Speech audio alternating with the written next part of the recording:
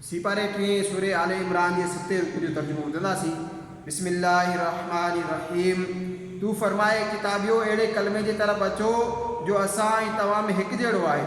हीअ त इबादत न करियूं मगर ख़ुदा जी ऐं उनजो शरीक कंहिंखे न करियूं ऐं असां मां को बि हिकिड़ो ॿिए खे रब न ठाहे अल्लाह खां सवाइ। पोइ जेकॾहिं उहे न मञनि त चई छॾियो तव्हां शाहिद रहो असां मुसलमान आहियूं। हे किताबियो इब्राहिम जे बारे में छो था झगड़ो करियो ऐं तौरेत ऐं इंजील न लाथा विया मगर उनखां पोइ त छा तव्हांखे अक़ुल न आहे? ॿुधो था हीअ जो तव्हां आहियो उन में झगड़ो कयो जंहिंजो तव्हांखे इल्मु हुयो, पोइ उन में छो था झगड़ो कयो जंहिंजो तव्हांखे इल्मु ई न आहे ऐं अल्लाह ॼाणे थो ऐं तव्हां नथा ॼाणो। इब्राहिम न यहूदी हो ऐं न ईसाई बल्कि हर बातिल खां जुदा मुसलमान हो ऐं मुशरिकनि मां न हो।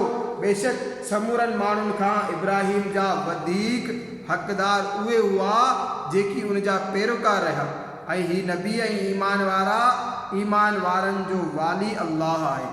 किताबुनि जो हिकिड़ो टोलो दिलि सां घुरे थो त कंहिं तरह तव्हांखे गुमराह कनि ऐं उहे पंहिंजो पाण खे गुमराह कनि था ऐं उन्हनि खे शऊर न आहे। हे किताबियो अल्लाह जी आयतुनि जो छो इनकार कंदा आहियो हालांकि तव्हां पाण शाहिद आहियो। हे किताबियो हक़ में बातिल खे छो था मिलायो ऐं हक़ छो था लिकायो हालांकि तव्हांखे ख़बर आहे।